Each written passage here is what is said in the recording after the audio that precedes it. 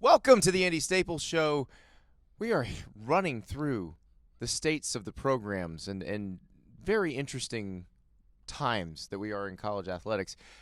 Brody Miller, our LSU beat writer at The Athletic, joins me because we've talked about a bunch of different programs, Brody, and kind of where everybody's at with NIL and with their coaching staff and their recruiting and their collectives and all that stuff. But LSU, just in an interesting place, period. They fired a coach who had won a national title 2 years earlier, make a huge splash by taking Notre Dame's coach, and now we get down to the actual business of football.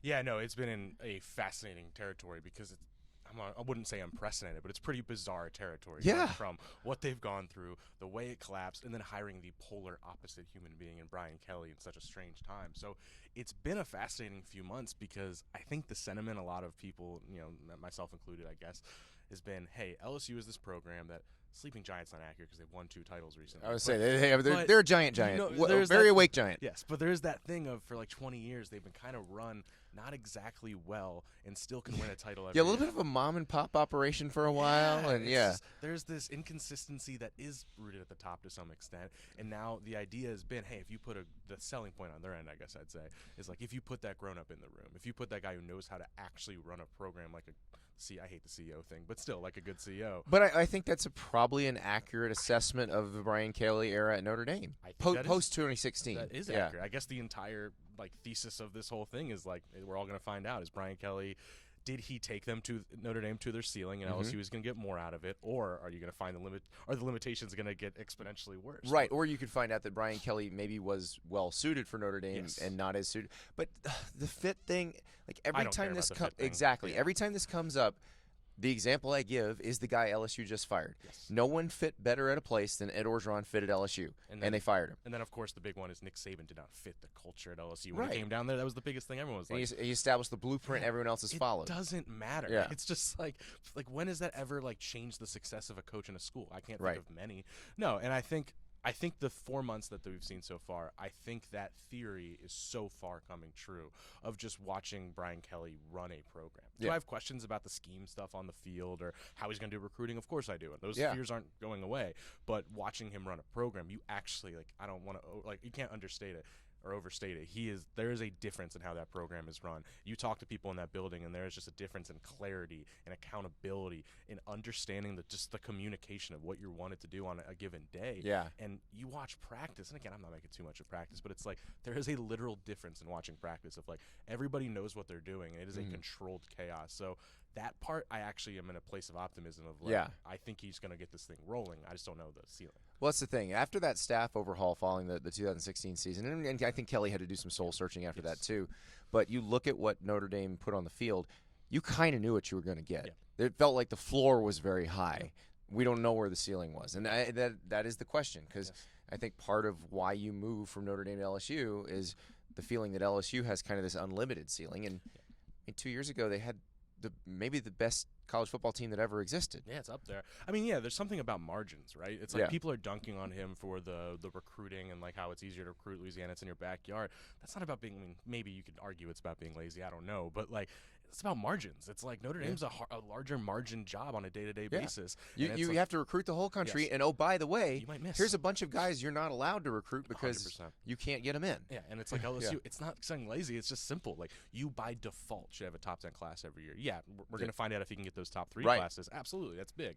But you, by default, should have that. So his margins change a little bit. So, yeah, and I think it is accurate to say he is rejuvenated right now. That can sound corny, but that is accurate to people around him. Right. He is rejuvenated. The fair question on that is will he still be rejuvenated in 3 years? Right, because this is a job that will beat you down. Ask the last couple people that had it. It will beat you down. Yeah. Right now he's in prove everyone wrong mode a little bit. You don't ever know how long it's going to last, but right now I think he is in F you, where I'm going to prove you wrong mode. Now, my question is what they're going to look like, because we've seen LSU underwhelm the last couple of years, but there have been moments they go to Florida in 2020 and win that game. But now the quarterback who won that game is at Texas A&M. Yes. Miles Brennan was gone, and now he's back. Yeah. Walker Howard was kind of the savior coming in. He's coming in. Yep. But then you get Jaden Daniels as a transfer from Arizona State, who was a 3-year starter. What happens there? Yeah, I think, with quarterback, if we're starting there, I think the honest answer is they don't know right now. Yeah. Like, I think coming out of spring, they actually feel they made it harder. And I think it's a good thing. Like, I know it can sound fake when we say that, but no, I think all three of those Walker Howard's going to probably redshirt. He's prepared for that. Yeah. He's not quite there. He's an early enrollee. But Garrett Nussmeier. Garrett Nussmeier, I forgot. Yeah, yes. top 100 guy who, like, people got mad at. He was a raw freshman who showed some really good stuff. You could make an argument he had the best spring. Like, he had the best spring game. Coaches raved about him. But then Brennan. Dad is Dallas Cowboys assistant, former Florida, Alabama, Michigan offensive coordinator. Absolutely. And he is one of those guys you make throws where you're just like, oh, no one else can make that throw. Yeah. You know? And he has that like Manziel-esque trait sometimes. But then Brennan's the guy they probably trust the most. Right. And it's not like he's a boring trust the most. Like, he's a big arm guy who threw for 370 yards. That's the thing. Game. Brennan in 2020 was rolling. Like, their defense and he was stunk getting at the time. better But each game. Yeah. For like game one, it was like shaky, but he still threw for 350. Right. By Missouri. By the way, people forget about the Missouri game. He threw for 400 yards with a torn abdominal for 3 quarters. Oh. And so it's like, and I think that's the thing people miss with the Daniels thing. It isn't just like we think. It's again, probabilities. Right. Brennan's a guy who is very good, but you have no confidence he's going to be healthy. He's missed 3 of 4 years. Right. Because he broke his arm in a fishing accident, for those who don't know, last summer. Oh, that's before. right. I completely forgot about that. Like, it's just bizarre. He had a back injury in 18. And then, Daniels is a guy who, his upside's massive, but he also has had 2 rough years. So it's like, it's about playing probabilities. And I think they're like, hey, let's get the best guys, and we're going to find them. So the point is, I think they're going into the summer genuinely not knowing who's number one. And it's probably realistic to say, hey, maybe Brennan's the starter. Daniels is going to play. They're going to – as much as he's downplaying that we don't want to play 2 quarterbacks, I think it's realistic. Well, if you're Nussmeier, though, you hang around if you're in the hunt, right? That's been the big question around. Just talking to people, I think he gets it. I think he realizes, like, 2023 was always the realistic timeline. Redshirt sophomore. Him and Walker Howard are battling out for that job. Obviously, he's with his dad. He gets his dad is not going to say, because his dad's been involved in a lot of those situations. Exactly. His dad is actually one of the people who helped unearth Kyle Trask. Oh, really? Yeah. So, I mean, it's not that he's seen some situations where you had to kind of wait your turn. So I think Nussmeier gets it. I think he's patient. And by the way, I'm not ruling out him winning the job. Like, he does look special. Right. You could argue he actually is the most upside. Okay, so I'm curious about this. You're Brian Kelly. Yeah. You did, close the deal on Walker Howard, but Walker Howard was already committed to the previous staff. Correct. None of these guys are really your guy. True. Do you have more license to not be too precious about the decision? Like, we'll just whoever's going to work, we'll take him. Oh, I think there's a lot of validity to that. I mean, the bringing Daniels in alone shows that to some extent. Yeah. I'm just like, I don't have to play any games. I don't have to play the politics. And to your point, Walker's the only one he recruited. First off, he was coming anyway. Second, he's the only one who knows I'm probably not starting this year. So you just don't have to worry about it. Yeah, I think there's truth to that. And they've kind of, because the deadline's passed, like, they've kind of played it well where, like, no one can really, obviously there's ways, but it doesn't look like anyone can leave right now. So you are in a good situation to have. And I actually feel confident whoever does get the start is good enough to win a lot of games in the SEC. It's the other things I worry about. How crazy will it be if 3 quarterbacks that LSU signed wind up starters in the SEC West this year? It's entirely possible, by the way. Max Johnson at A&M and Finley at Auburn. Yep. No, I mean, it's the thing that Orgeron actually does deserve credit for is quarterback had been this just disaster at LSU. Right. Not disaster strong, but it was a weakness for 20 years or whatever.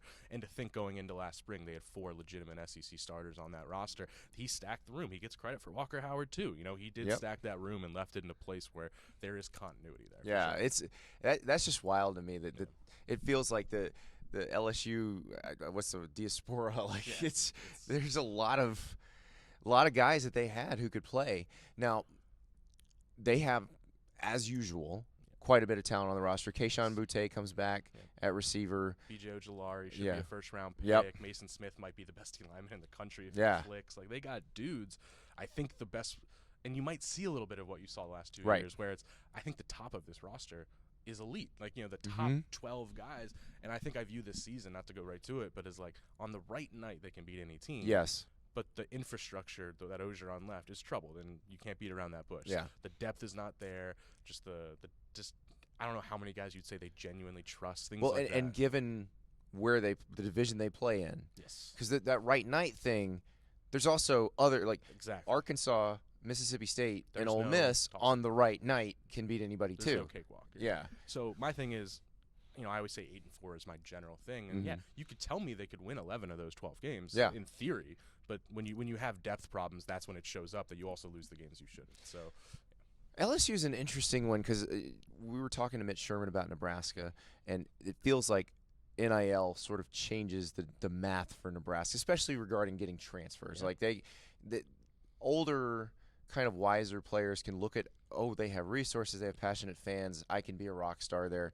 LSU is a little different animal in that they have always been attractive to people within their state. Like, it doesn't matter who's coaching the team.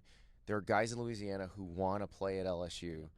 But they also have that passionate fan base that you'd think would be able to put together a pretty good NIL situation. Yeah, I think they're in a very tricky situation right now. And by the way, I assume in the long haul they will be fine, but right now they are behind, and I think they would tell you that. I think, and that's what's going to be so fascinating with recruiting right now is that Alabama has it rolling, Texas A&M has it rolling, Florida appears as having it rolling, and you have the Billy Napier, like, Louisiana connections there. Right. So I think they are in a tough spot because, one, they just paid, Ed Ogeron, what was it, $17 million. People forget that they have to go past the hat when they do that. Yes, exactly. They have to go hit up donors and say, can you write a check for this or pledge some money so that we can cover this? Then you give Brian Kelly a $100 million contract. Yeah. Also, you just had to hire a new basketball coach. Just paid Kim Mulkey all that money. Yeah. So I think there's a little bit of a situation of some of the big boosters being like, really, now you want me to buy your roster too?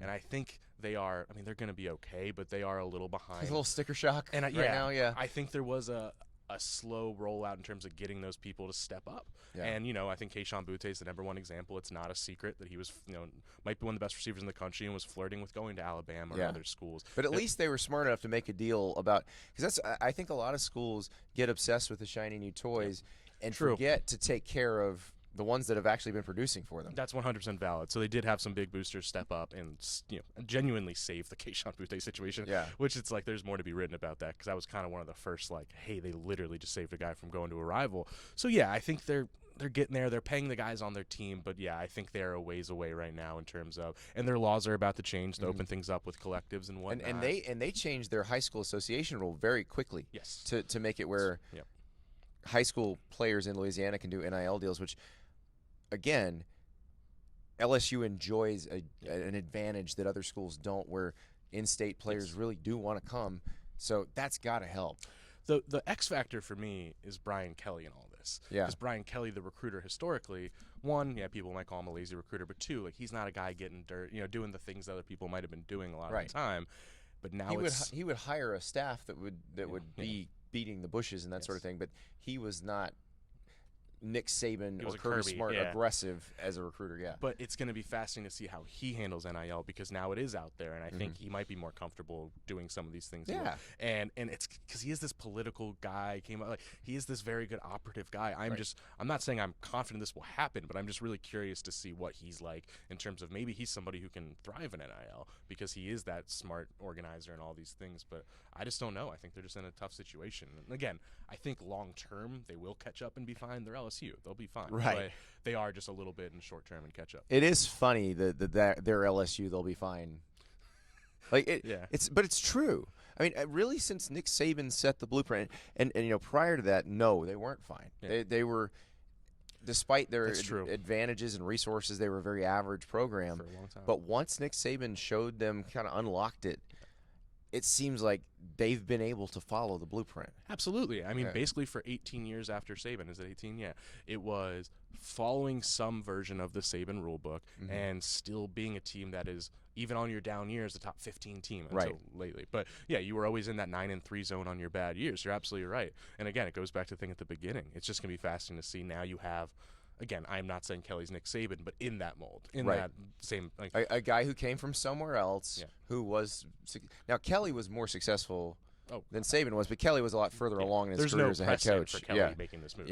So it's going to be fascinating, just in that sense of is it fair to say? And I would love to know your thoughts on this. Like when you're thinking of, and again, I hate CEO title, but the guys the process guys, the best process guys in football. Saban's one, right? Yeah. Where's Kelly? 2, 3? He's up there. He's up there. And the thing is, that travels. Yes. I don't think it matters where you are. And I think with Kelly, you look at where he's been. So Division II, he won. Yes. And Group of 5, he won. Higher level Group of 5, he won. Yep. Well, actually, Cincinnati was in the Big East by the end of it, so they were a BCS conference when he was there. And then he goes and wins at Notre Dame. Now there were fits and starts. He had the great year in 2012, and then they had some bumps. But, Absolutely. But he did seem to find that, and it is about kind of finding that formula. Yeah.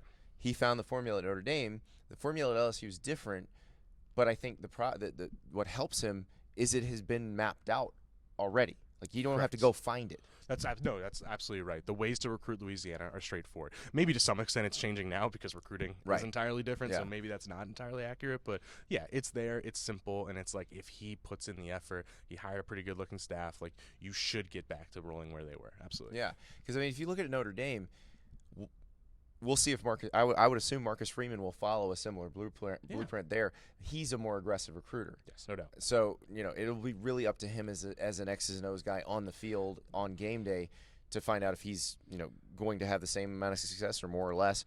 But do what they've been doing structurally because it works. Elevate it. Yeah. I guess the perfect scenario is you keep that system and then elevate your ceiling in Notre Dame with the recruiting. Yeah, it's totally possible. I mean, can you think of another situation where like two coaches and switching schools essentially, like it is literally going to be the biggest test case on what both programs or both coaches are. Like, yes. We are literally going to find out the truth about Notre Dame. Yes. We are literally going to find out the truth about Brian Kelly. It's very rare that it's literally right in front of you, just straightforward. Like, hey, it's all the situation, the pieces are in place. Yes. It's who are you, and it's kind of fascinating. It is really fascinating. And Brian Kelly. Now look, Notre Dame plays a tough schedule most years. But Brian Kelly is now in a Shark Tank. Like he has Nick Saban every year. Until the SEC changes the schedule, Nick Saban every year. Jimbo Fisher every year. He'll have Lane Kiffin, Mike Leach every year. Sam Pittman every year. These are really good head coaches. Yeah. And oh, by the way, you might have to see Kirby Smart. Absolutely. And you have to see Billy Napier. And that's such an important thing to add because as much as like I'll talk about like, hey, his ceiling might be higher because he has a higher floor of talent, it's like, but the floor of your competition is different. That's what when one of your quote unquote easy games, which will not be easy, Mike Leach is on the other sideline, like that is hard. No, absolutely. Or like and I think that's what makes this year so fascinating is that like he needs to capitalize on the rest of the SEC. His schedule is in flux right now. Yeah. Like Auburn, obviously in a weird situation. Yeah. Florida, rebuilding a little bit. Yep. It's just like everybody's kind of in flux except for Alabama. Florida State, the opener. And they don't have Georgia. Yeah, exactly. Yeah. So it's like I'm not pretending this year is going to decide the Kelly thing, but there is a little bit of like, you kind of need to capitalize on that. Get him now because it's going to be tough. Like, and that's the thing with Florida. People are watching Napier and how he recruits. Yep. It looks like he's doing. And you and I are big Napier guys. Yeah, yeah. And it looks like he's doing the things he needs to do. But this is what I keep telling the Florida people. I'm like, it's still really hard. Yeah. He may or may not be able to get it done. He knows what he's supposed to do. You still got to prove you can do it. Yeah. And Kelly's proven he can do it. Now can he prove it week after week against this kind of competition? Which brings us to the whole Kelly Napier thing because it's like, again, we're talking about the whole Freeman, Kelly, we're going to find out who's who. It's actually, I can promise you the conversation in South Louisiana so much is Napier versus Kelly for the next 10 years. Yeah. And I mean, you and I was always like, hey, why is LSU not reaching out to him? It did seem like an ego thing. It did seem like you don't want to go for the guy down. Maybe they already had Brian Kelly absolutely on the hook. But it's just going to be because they aren't that different of coaches in a lot of ways. Because, Napier is Saban, right? That's like the whole comp everyone makes. And it's like my argument to make LSU fans calmer is like Kelly is what you assume Napier will be in a few years in terms of like, so I don't know. Yeah, I mean, where Napier is in his career, this is maybe when it's actually probably he's less head coaching experience than when Kelly got to Notre Dame. Kelly had already been a head coach for a long time at that point. He had been Cincinnati's head coach. He'd been Central Michigan's head coach. 25 years. He had won championships at Grand Valley State. Like, 15. So he has been a CEO. There's your favorite phrase again. Hate it. For acronym for a long time. So I think that matters. So that's what. You can clown Brian Kelly for the family thing and the photo shoots. None of that really matters. It doesn't matter. Also, my favorite thing on that, which, by the way, I'm not afraid to dunk on it all. But, like, my favorite thing about the dancing thing is, like, people are acting like he was just like, I want to go dance. And it's like, your 5-star quarterback said, Coach, come dance with me. And he's just like, sure. We've seen Nick Saban dance, by the way. Yeah. He's very good at it. Yeah, absolutely. As one would expect from a former D1 DB. I was going to say, there's nothing Nick Saban isn't going to be pretty solid at. Yeah. But, yeah, and I think I mean, the whole thing we're talking about, I think Scott Woodward has proven his philosophy on this stuff is probabilities, right? It's that thing of like, Napier might be the best coach in college football in 10 years, right? But there is a higher probability that, and it's like someone like a Kelly or a Jimbo at A&M. It's like, I don't know if Jimbo's going to win you a title at A&M, but the probability of him being a failure is very small. Well, and it's a great test case because this is Scott Woodward's other kind of marquee hire. I guess Chris Peterson at Washington too, Peterson, but with Jimbo at Texas A&M, he is doing all the things you're supposed to do. Yep. Will he break through? We don't know. That's a great point. But I would argue he's doing exactly what Kirby Smart was doing at Georgia before he broke through. No doubt. And I think, like you said, the math tells you if you keep doing it that way, you keep getting bites at the apple, you will break through. I mean, I live my life by that, which is maybe why I'm a boring person. But like the analytics, it's just like, guys, like this isn't all or nothing at all times. It's like, I mean, I have covered a good amount of college baseball, and people always use the example of like, guys, you just have to get to the Omaha. Yes. After that, it's a crapshoot. There is no clear best winner in Omaha. No, because even if you have the best pitching staff in the world, like one dude could get shelled the first night, and all of a sudden you're Johnny Holstaff the rest of the way. Yeah. And it's obviously not that literal with college football, but it's a little bit. That's how I view it. It's like A&M, for example, is in that mix every year to be one of the 5 most talented teams in college football.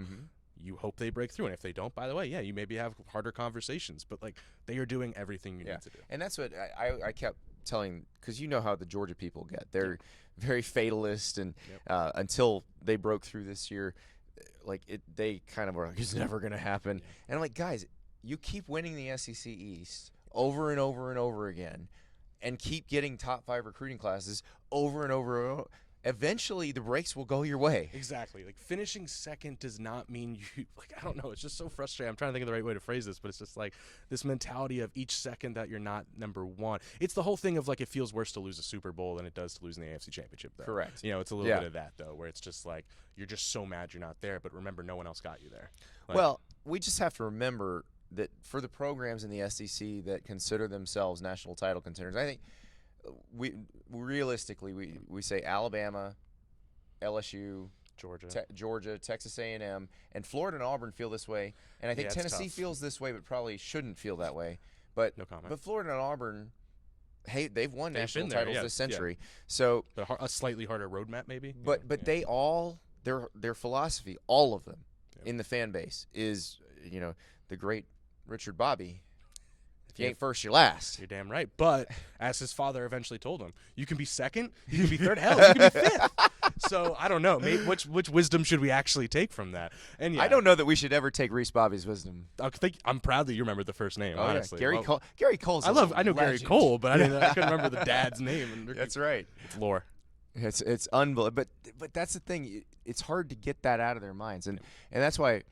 It was funny when the Dan Mullen stuff started happening, and it was the LSU loss where I knew it was over. Yes. But which ironically ended up being what also Ed gets fired instead the next. Was day. already and had already been fired. I know. But it's one of those things where I start talking on the show about something's going to happen at Florida, and the Florida fans and the LSU fans and the Alabama fans are like, so sure looks like something is. Yeah. And the fan bases in the rest of the country are like, what do you mean? Are you nuts? Exactly. Again, the theme here is the math is just different in the SEC. But also the thing that we forget that throws off the math is just Saban. Like, right. It skews everybody's normal metric because normally if you are as good as A&M is, you will you're going to have a championship season. You would have gotten there by now. Yeah. And it's just different because there's 4 teams in the SEC West that believe they can win a title, and it's like that's why I don't care. Like I don't have a rooting interest, but I can't wait for the day like that happens just out of intrigue. Yeah, it's kind of like the Tiger not retiring, but Tiger being out of it. It's like anyone could win a major. I do kind of wonder though. When Saban retires, just somebody else actually. Will Kirby already be there? Yeah, that's the issue. That is very valid. He might just be the new Saban. Because Nick always said the Georgia job was the best job, and if to him the wrong person, to Georgia the right person ever got in there, it was a problem, and it's a problem. No, I mean that's why I always agreed with you and Ari on your rankings pods every year because I'm like, Georgia's no doubt number 1, so that's fair. Yeah, maybe it does just change, but also like. History shows nobody stays at the top as long as Saban has. No, this is an anomaly. Urban or whatever, it's like there's a window, and then if it's just, I don't think you'll ever see this again. Pete Carroll, as good as those teams, as good as those teams were, like they were great from 2003 to 2008, and then they weren't. Exactly. Like eventually, just it's hard to keep it clicking that long. It's why we live in this era of like the LeBrons and the Tigers and the Sabans, where it's like the Belichicks, where it's like history says it never doesn't fall off. Yeah. Because things you're human. Yeah. And now LSU's trying to game that system by getting a coach who is process oriented, who has had success at multiple different levels, and we'll see if that works. I think the big swing was the right move, and now you're right. I hadn't thought about it this way, and we don't know if Florida and LSU are going to play every year, because the SEC is going to change that schedule around. But if they do, it will be a kind of just a referendum game every year the choices those people made. Because there is a decent I mean, I think most people realize Kelly was a great hire. It's not one or the other, but there is a decent population of people who are just kind of angry at Scott Woodward. It's like, why are you letting ego or whatever get in the way? And there are Florida people who are like, wait, Scott Strickland, you knew Brian Kelly was maybe movable, and you didn't, because he went straight at Billy Napier. There was really no zigging or zagging. Like that was the choice all along, and so he will have to defend that if it doesn't work. So because I mean, I guess they're both rebuilding in a way, so that's not fair.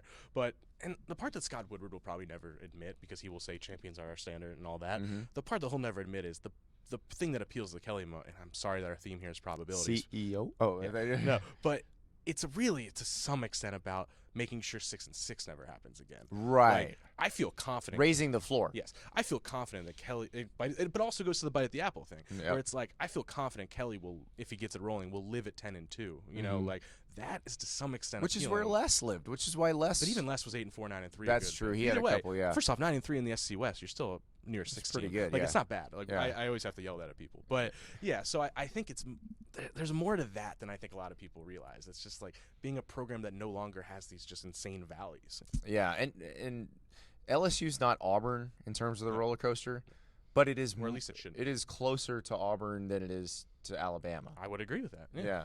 Unless the Saban thing, maybe Saban isn't a fair metric. I don't know. It's not. But okay, it's closer to Auburn than it's to Georgia. Mark Richt and Kirby Smart, one. Georgia. That's dead on. Yeah, 100%. Richt had one terrible year, but for the most part was pretty good. And Kirby's not had a bad year since he's been there. No, I would completely agree with that. So, it's gonna be so interesting to watch, and it still is weird to me when I see pictures of Brian Kelly in his LSU gear. It just doesn't look right. But I don't have I'm not going to talk about fit ever again after Ed Orgeron got fired. Like exactly ever. It's the silliest thing in the world to me. It's like the thing of every school being like, got to hire one of our own, and it's like, but you're hiring one of your own about replacing a guy who didn't go there anyway. We can talk about the metrics again. Yeah. The metrics show it doesn't mean anything. Yeah, because 80%, not all the time, like UNC, they kind of wear UNC guys, right? Basketball, stuff like that. But most of the time, the guy that you care about keeping the system of was an outsider. You know what I mean? Like Bob Knight, just because IU loved hiring IU guys. Like, Bob Knight was not from IU. Correct. He built it, so then why do you keep trying to just keep Knight guys or something like that? Yeah, and that's it's hard. Michigan, I mean, and you've seen that in a lot of places. And sometimes when you go outside, you get new ideas. You get something that you would not have gotten otherwise. Or maybe even more simply, you either are good at it or you're not. Yeah. Maybe you're either good at the job or not, right? I think life sometimes is that simple. Yeah. Podcasts sometimes are that simple too. Thanks so much. Appreciate it, Brody.